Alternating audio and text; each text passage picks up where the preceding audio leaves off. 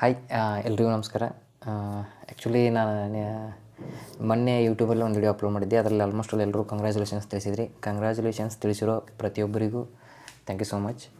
And ಇನ್ನೊಂದು ಒಂದು misinformation ಹೋಗ್ತಾಯಿದೆ ಅಷ್ಟೇ. ಕೇವಲ ನಾನು 60 ದಿನದಲ್ಲಿ ಇಡೀ ಸಿಲೆಬಸ್ನ ಓದ್ಕೊಂಡಿದ್ದೆ, ಪಾಸ್ ಆಗಿದ್ದೀನಿ ಎಕ್ಸಾಮು ಅಂತ ಆ ಥರ ಏನಲ್ಲ. ನಾನು ಹಿಂದೆ 2 ವರ್ಷ ಓದ್ಕೊಂಡಿದ್ದೀನಿ. ನನಗೆ ನಾನೇ ಇಷ್ಟೇ ಟಾರ್ಗೆಟ್ ಹಾಕ್ಕೊಂಡಿದ್ದೆ, 150 ಡೇಸಲ್ಲಿ ಮಾಡ್ಕೋಬೇಕು ಅಂತೇಳಿ. ಆ ಥರ ನನಗೆ ನಾನೇ ಚಾಲೆಂಜ್ ಮಾಡಿಕೊಂಡು ಡೈಲಿ ಒಂದೊಂದು ರೀಲ್ ಪೋಸ್ಟ್ ಮಾಡ್ತಾ ಓದ್ಕೋಬೇಕಂತೇಳಿ ನಾನು ಅದನ್ನು ಚಾಲೆಂಜ್ ಹಾಕ್ಕೊಂಡಿದ್ದೆ. ಅದರಲ್ಲಿ 60ನೇ ದಿನಕ್ಕೆ ರಿಸಲ್ಟ್ ಬಿಟ್ಟಿರೋದು. ಅದನ್ನು ನಾನು ನಿಮಗೆ ಎಲ್ರಿಗೂ ಹೇಳಿದ್ದೀನಿ. ಅಂದರೆ 2023-24 2 ವರ್ಷ ನಾನು UPSC ಪ್ರಿಪೇರ್ ಮಾಡಿದ್ದೆ ನಾನು. ಅಂದರೆ ಒಂದು 6 ತಿಂಗಳು ಗವಿಸಿದ್ದೇಶ್ವರ, ಕೊಪ್ಪಳ ಗವಿಸಿದ್ದೇಶ್ವರ ಮಠದ 24x7 ಲೈಬ್ರರಿ, ಅಲ್ಲಿ ಉಚಿತ ಊಟ ವಸತಿ ಮತ್ತು 24x7 ಲೈಬ್ರರಿ ಫೆಸಿಲಿಟಿ ಇತ್ತು. ಅಲ್ಲೊಂದು 6 ತಿಂಗಳು ಓದ್ಕೊಂಡೆ ನಾನು. ನೆಕ್ಸ್ಟ್ ನಂತರ 1.5 ವರ್ಷ ಗದುಗಿನ ಪುಟ್ಟರಾಜ ಗವಾಯಿಗಳ ಆಶ್ರಮ ಇದೆಯಲ್ಲ, ಅಲ್ಲಿ ಓದ್ಕೊಂಡೆ ನಾನು. ಅಲ್ಲಿ 1.5 ವರ್ಷ ಓದ್ಕೊಂಡೆ. ಆದರೂ ನಂದು 2 ಸರಿನೂ ನಾನು ಫಿಲಿಮ್ಸ್ ಕ್ಲಿಯರ್ ಆಗಲಿಲ್ಲ ನಂದು. ಅದಕ್ಕೋಸ್ಕರ ನಾನು ಏನು ಮಾಡಿದೆ, 2025ರಲ್ಲಿ ನಂದು ಆ್ಯಸ್ ಎ ಪ್ಲ್ಯಾನ್ ಬಿ ಆಗಿ ನಂದು ಇಂಟೀರಿಯರ್ ಕಂಪ್ನಿ ಸ್ಟಾರ್ಟ್ ಮಾಡಿದೆ ನಾನು. ಆ್ಯಸ್ ಎ ನಮ್ಮ ಫ್ರೆಂಡ್ ಒಬ್ಬರು ಸಿವಿಲ್ ಇಂಜಿನಿಯರ್ ಇದ್ದರು, ಅವರಿಂದ ಇನ್ಸ್ಪೈರ್ಡ್ ಆಗಿ ನಾನು ಇಂಟೀರಿಯರ್ ಕಲ್ತ್ಕೊಂಡೆ ನಾನು. ಅವ್ರು ಬರೀ ಓನ್ಲಿ ಪ್ಲೈವುಡ್ ಇಂಟೀರಿಯರ್ ಮಾಡ್ತಾಯಿದ್ರು. ನಾನು ಅದನ್ನೇ ಏನು ಮಾಡಿದೆ, ಇದಕ್ಕಿಂತ ಏನಾದರೂ ಡಿಫ್ರೆಂಟಾಗಿ ಕೊಡಬೇಕು ಅಂತೇಳಿ ನಾನು ಥಿಂಕ್ ಮಾಡಿ ಕೇರಳಕ್ಕೆ ಹೋಗಿ, ಅಲ್ಲಿ ಕೇರಳದಲ್ಲಿ ಅಲ್ಯೂಮಿನಿಯಂ ಇಂಟೀರಿಯರ್ ಫೇಮಸ್ ಅಂತ ಕೇಳ್ಪಟ್ಟಿದ್ದೆ. ಅಲ್ಲಿ ಹೋಗಿ aluminium interior plus PVC interior ಇತ್ತಲ್ಲಿ. ಅಲ್ಲಿ PVC ಇಂಟೀರಿಯರು, ಅಲ್ಯೂಮಿನಿಯಂ ಇಂಟೀರಿಯರ್ ಎರಡನ್ನೂ ಕಲ್ತ್ಕೊಂಡು ಪ್ಲಸ್ ಅಲ್ಲಿರೋ ವರ್ಕರ್ಸ್ನೂ ನಾನು ಏನು ಮಾಡಿದೆ, ಕಾಂಟ್ಯಾಕ್ಟ್ ಮಾಡ್ಕೊಂಡ್ಬಂದೆ. ನೆಕ್ಸ್ಟ್ ಸ್ಟೀಲ್ ಇಂಟೀರಿಯರ್ನೂ ಇತ್ತೀಚೆಗೆ ಫೇಮಸ್ ಆಗ್ತಾಯಿದೆ, ಅದನ್ನು ಯಾಕೆ ಕಲಿಬಾರ್ದು ಅಂತೇಳಿ ನಾನು ಬೆಂಗಳೂರಿಗೆ ಹೋದೆ. ಅಲ್ಲಿ ಒಂದು ತಿಂಗಳು ವರ್ಕ್ ಮಾಡಿಕೇಸಿ ಅಲ್ಲಿ ನೋಡಿಕೊಂಡು ಅದನ್ನೂ ಕಲ್ತ್ಕೊಂಡು ಬಂದೆ. ಇವಾಗ ಪ್ರೆಸೆಂಟ್ ಬಾಗಲಕೋಟೆ, ಗದಗ, ಬಿಜಾಪುರ ಈ ಥರ 3 ಡಿಸ್ಟಿಕಲ್ಲಿ ನಮ್ಮದು ವರ್ಕ್ ನಡೀತಾ ಇದೆ ನಮ್ಮದು.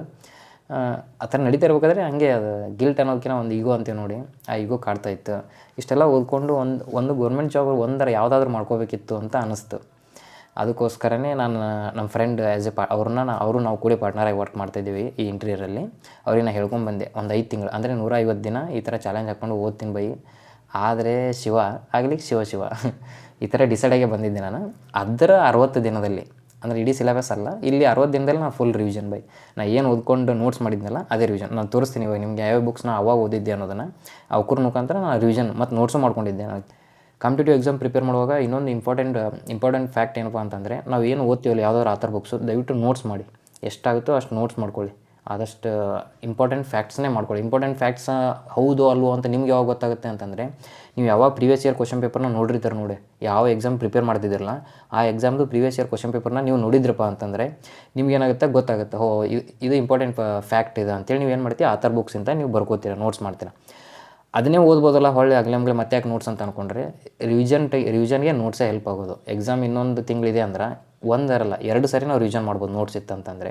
ಅದಕ್ಕೋಸ್ಕರ ಯಾವುದೇ ಬುಕ್ಸ್ ಓದಿದ್ರು ಇಲ್ಲ, ನೀವು ಕೋಚಿಂಗ್ ಕ್ಲಾಸ್ ಕೇಳಿದ್ರಿ ಅಂದ್ರೆ ಮುಗಿದು ಹೋಯ್ತು. ಆ ಕೋಚಿಂಗಲ್ಲಿ ಏನು ಬರ್ಸಿರ್ತಾರಲ್ಲ ಅದನ್ನೇ ಹಗಲೇ ರಿವಿಷನ್ ಮಾಡ್ಬೋದು. ಅವ್ರು ಆ ಲೆವೆಲ್ಗೆ ಇದನ್ನು ಫುಲ್ ವ್ಯಾಸ್ಟಾಗಿ ಏನು ಬರ್ಸಲ್ಲ, ಆಲ್ಮೋಸ್ಟ್ ಸ್ವಲ್ಪ ಫ್ಯಾಕ್ಟ್ಸೇ ಬರ್ಸ್ತಾರೆ ಅವರು.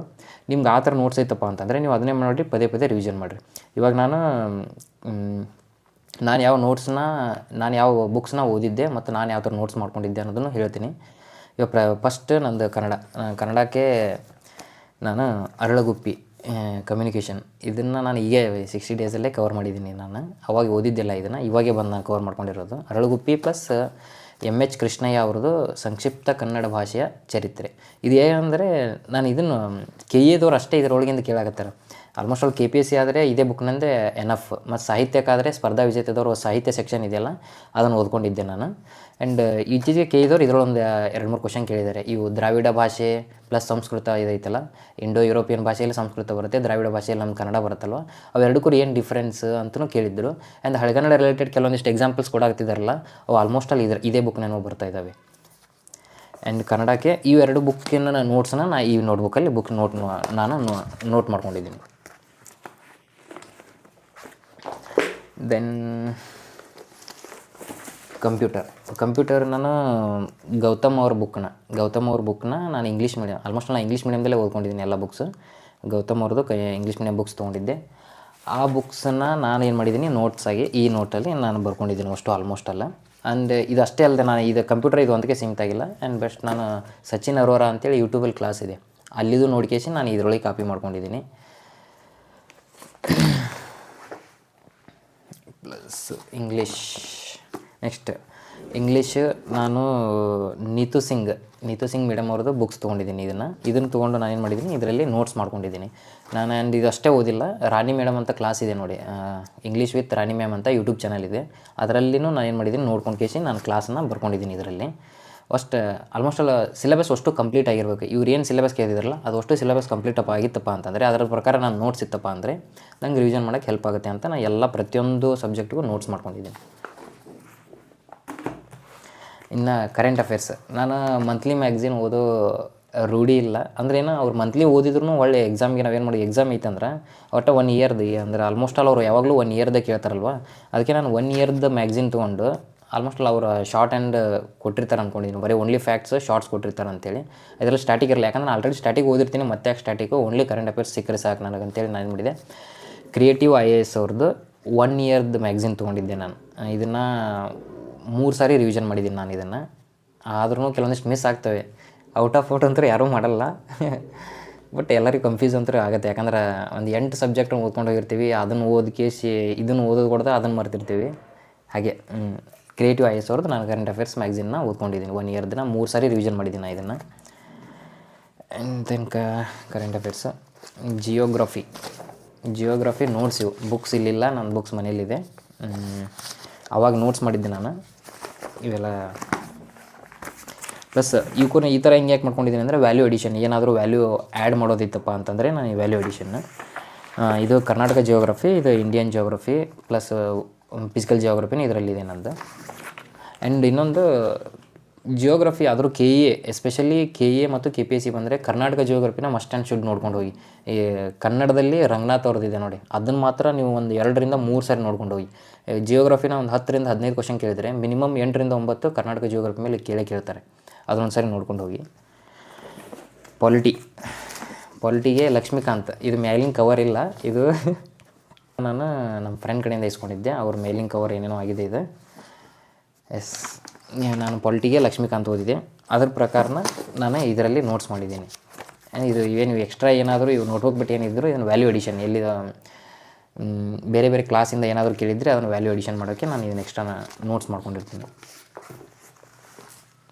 ನೆಕ್ಸ್ಟು ಸೈನ್ಸ್ಗೆ ನಾನು ಲೂಸೆಂಟ್ ಅವ್ರದ್ದು ಜನರಲ್ ಸೈನ್ಸ್ ತೊಗೊಂಡಿದ್ದೆ ನಾನು. ಆ್ಯಕ್ಚುಲಿ ಇದು ಭಾಳ ವ್ಯಾಸ್ಟ್ ಆಗುತ್ತೆ, ಇದು ಐ ಥಿಂಕ್ ನಾನು ರೆಫರ್ ಮಾಡಲ್ಲ ಇದನ್ನು ಯಾರಿಗೂ. KEA ಮತ್ತು KPSCಗಾದರೆ ನಾನು ಇವು 2 ಕ್ವಶನ್ ಪೇಪರ್ನ ಅನಲೈಸ್ ಮಾಡಿದ್ದೀನಿ. ಇನ್ನೊಂದು ಅವ್ರದ್ದು ಲೂಪ್ ಹೋಲ್ ಹೇಳ್ತೀನಿ, 8th 9th 10th ಇವು 3ರಲ್ಲಿ ಅದು ಬರೀ ಅಪ್ಲಿಕೇಶನ್ ಬೇಸ್ಡ್, ಯಾವುದೋ 1-2 ಫ್ಯಾಕ್ಟ್ ಬರ್ಬೋದು.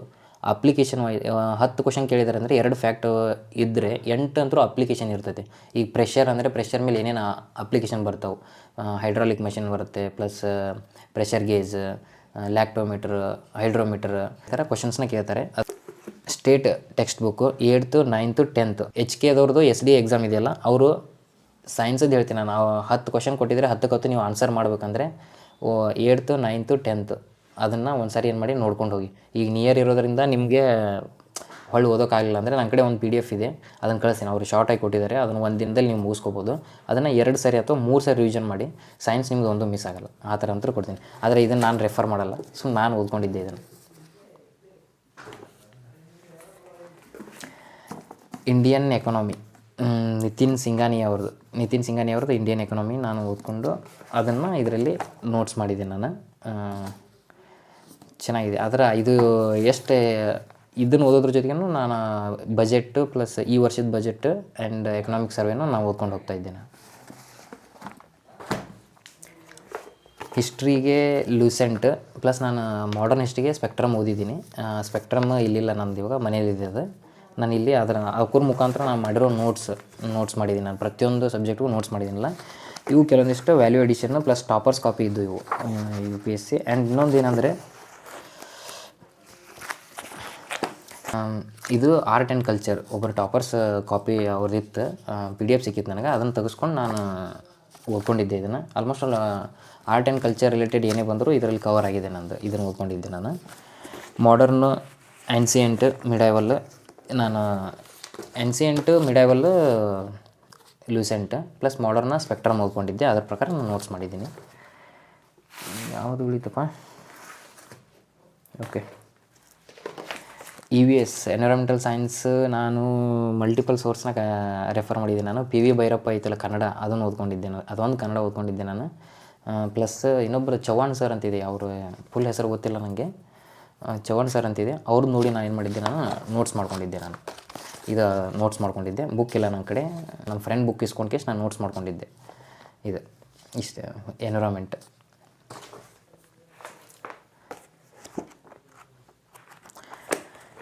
ಇದು ಸಿಸ್ಯಾಟಿಗೆ ನಾನು ಸಿಸ್ಯಾಟ್ ಯೂಟ್ಯೂಬಲ್ಲಿ ಎಜುಟ್ಯಾಪ್ ಐ ಎ ಎಸ್ ಅಂತೇಳಿ ಒಂದು ಚಾನಲ್ ಇದೆ, ಯೂಟ್ಯೂಬ್ ಚಾನಲ್. ಅದರಲ್ಲಿ ಆಲ್ಮೋಸ್ಟ್ ಅವರು ಕವರ್ ಮಾಡಿದ್ದಾರೆ, ಸಿಸ್ಯಾಟಿಗೆ ಏನೇನು ಬೇಕು ಎಲ್ಲ ಚಾಪ್ಟರ್ಸು ಕವರ್ ಮಾಡಿದ್ದಾರೆ.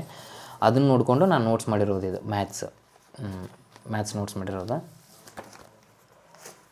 ಒಟ್ಟು ಕವರ್ ಆದವು ಅಂತ ಅನ್ಕೋತೀನಿ. ಆಲ್ಮೋಸ್ಟಲ್ಲಿ ನಾನು ಓದಿರೋ ಬುಕ್ಸೇ ನೀವು ಓದಿದರೆ ಆಗ್ಬೋದು ಅಂತ ಆ ಥರ ಏನಿಲ್ಲ. ನಿಮ್ಮಲ್ಲಿ ಯಾವ ಮಟೀರಿಯಲ್ಸ್ ಇದೆ ಅದನ್ನೇ ಪದೇ ಪದೇ ರಿವಿಷನ್ ಮಾಡಿ. ನಾನು ಅದೇ ಹೇಳಿದ್ನಲ್ಲ, ನಾನು 2 ವರ್ಷ ಓದಿ 1 ವರ್ಷ ಆಗಿ ನಡು ಗ್ಯಾಪ್ ಆಗಿ ಹೊಳ್ಳಿ ಬಂದ ಮೇಲೆ ನಾನು ಮಾಡಿರೋದು ಒಂದೇ ರಿವಿಷನ್. ಅದೇ ಹೇಳಿದ್ದೆ 2 to 3 ಅಥವಾ ಇಲ್ಲ 4 ಟೈಮ್ಸೇ ಆಗಿರ್ಬೋದು ರಿವಿಷನ್. ಅಷ್ಟು ಸರಿ ನಾನು ರಿವಿಷನ್ ಮಾಡಿದ್ದೀನಿ. ಆ್ಯಂಡ್ ಈ 60 ಡೇಸಲ್ಲಿ ನಂದು ಎಫರ್ಟ್ ಹೇಗಿತ್ತಪ್ಪ ಅಂತಂದರೆ, ನಂದು ಎಕ್ಸ್ಟ್ರಾ ರೆಸ್ಟ್ ಅಂದರೆ ಮಲ್ಕೊಳ್ಳೋದು ಒಂದು 6 ಅವರ್ಸ್ ಬಿಟ್ಟರೆ, ಊಟ ಅದು ಇದು ಏನು ಎಕ್ಸ್ಟ್ರಾ ಟೈಮ್ ಬಿಟ್ಟರೆ ಉಳಿದಿದ್ದ ಟೈಮೆಲ್ಲ ನಾವು ಲೈಬ್ರರಿಯಲ್ಲೇ ಇರ್ತೀವಿ. ಐ ಥಿಂಕ್ 24/7 ನಿದ್ದೆ ಅವರ್ಸು ಅದು ಇದು ತೆಗೆದುಬಿಟ್ರೆ 24/7 ಲೈಬ್ರರಿಯಲ್ಲೇ ಇರ್ತಿದ್ದೀವಿ ನಾವು. ಆ್ಯಂಡ್ ಈಗ ಇನ್ನೂ ಒಂದು ಫ್ಯಾಕ್ಟ್ ಏನಪ್ಪ ಅಂದರೆ, ಈಗ ಎಚ್ ಕೆದವ್ರು ಏನಾದರೂ SD ಎಕ್ಸಾಮ್ ಬರೆಯೋಕೆ ಹೋಗಿರಲ್ಲ. ನನಗೆ ಉಳಿದಿದ್ದು ಏನು ಗೊತ್ತಿಲ್ಲ, ಉಳಿದಿದ್ದಕ್ಕೆ ನಾವು ಬರೀ ರಿವಿಷನ್ ಮಾಡಿ ಅಂತ ಅಷ್ಟೇ ಹೇಳಬಲ್ಲೆ. ಬಟ್ ಸೈನ್ಸಿಗೆ ಮಾತ್ರ ಒಂದು ಲೂಪ್ ಹೋಲ್ ಇದೆ ಅಂತ ಪಕ್ಕ. 8th 9th 10th ಅದನ್ನು ಮಾತ್ರ ನೀವು ಕಂಪಲ್ಸರಿ ರಿವಿಷನ್ ಮಾಡ್ಕೊಂಡು, ಅದು ಅಪ್ಲಿಕೇಶನ್ ಪ್ರತಿಯೊಂದು ಫ್ಯಾಕ್ಟ್ ಮೇಲೆ ಅಪ್ಲಿಕೇಶನ್ ಏನು ಕೊಡ್ತಾರೆ ನೋಡಿ, ಅನ್ವಯಗಳು ಅಂತ ಏನು ಕೊಡ್ತಾರಲ್ಲ, ಅದನ್ನು ಮಾತ್ರ ಬೈಟ್ ಮಾಡ್ಕೊಂಡು ಹೋಗಿ. ಪ್ರತಿಯೊಂದಕ್ಕೂ ಬೈಟ್ ಮಾಡ್ಕೊಂಡು ಹೋಗಿ. ಪ್ರತಿಯೊಂದು ಯಾವ್ಯಾವ ಕಾನ್ಸೆಪ್ಟ್ ಬಂದ್ರೂ ಅದ್ರ ಮೇಲೆ ಏನಾದರೂ ಅಪ್ಲಿಕೇಶನ್ ಇತ್ತಪ್ಪ ಅಂತಂದರೆ ಅದನ್ನು ಬೈಟ್ ಮಾಡ್ಕೊಂಡಾದರೂ ಹೋಗಿ ನೀವು. ಯಾಕಂದ್ರೆ ಅವ್ರು ಅದೇ ಕ್ವಶನ್ನ ಡೈರೆಕ್ಟಾಗಿ ಕೇಳ್ತಾ ಇದ್ದಾರೆ. ಈ H K F D A, H K F D A, H K S D A ಇವಕ್ಕೂ 3 ಕ್ವಶನ್ ಪೇಪರಲ್ಲಿ ಇದೇ ಥರ ಕೇಳಿದ್ದಾರೆ ಅವರು. ಸೊ ನೀವೇನಾದರೂ SD ಎ HK ಎಕ್ಸಾಮ್ಗೆ ಹೋಗೋರು ಇದ್ರಂದರೆ 8th 9th 10th ನನ್ನ ಕಡೆ ಒಂದು PDF ಇದೆ, ನಾನು ಡಿಸ್ಕ್ರಿಪ್ಷನಲ್ಲಿ ಅದರದ್ದು ಲಿಂಕ್ ಕೊಟ್ಟಿರ್ತೀನಿ. ನೀವು ಹೋಗಿ ಬೇಕಾದ್ರೆ ಅದನ್ನು ಡೌನ್ಲೋಡ್ ಮಾಡ್ಕೋಬೋದು. ಇನ್ನೊಂದು, ನಾನು ಓದಿರೋ ಬುಕ್ಸೇ ಓದಿದರೆ ಆಗುತ್ತೆ ಅಂತ ದಯವಿಟ್ಟು ಆ ಥರ ಈಗ ಇಷ್ಟು ದಿವಸ ಓದಿದ್ದನ್ನು ಬಿಟ್ಟು ಮತ್ತೆ ನಾ ಯಾವ್ದು ಓದಿದ್ದೀನಿ ಅವ್ರನ್ನ ತೊಗೊಳಕ್ಕೆ ಅದನ್ನು ತೊಗೊಂಡು ಹೊಳೆ ಓದೋಕ್ಕೆ ಕುಂದ್ರಬೇಡಿ. ನೀವೇನು ಇಷ್ಟು ದಿವಸ ಓದಿದಿರಲ್ಲ ಅದನ್ನೇ ಪದೇ ಪದೇ ಏನು ಮಾಡಿ, ರಿವಿಷನ್ ಮಾಡಿ. ಎಲ್ಲರೂ ಕಮೆಂಟು ಪ್ಲಸ್ ಮೆಸೇಜ್ ಮಾಡಿದ್ದೀರಾ, ದಯವಿಟ್ಟು ಅದೊಂದು ರಿಪ್ಲೈ ಕೊಡಬೇಕಾಗಿತ್ತು ನಾನು ಏನೇನು ಮಟೀರಿಯಲ್ಸ್ ಓದಿದ್ದೆ ಅಂತೇಳಿ. ಬಟ್ ಲೇಟ್ ಆಗಿರ್ಬೋದು, ಬಟ್ ಸಾರಿ. ಆ್ಯಂಡ್ ಕಂಗ್ರ್ಯಾಚುಲೇಷನ್ಸ್ ಹೇಳಿರೋ ಪ್ರತಿಯೊಬ್ಬರಿಗೂ ಥ್ಯಾಂಕ್ ಯು ಸೋ ಮಚ್.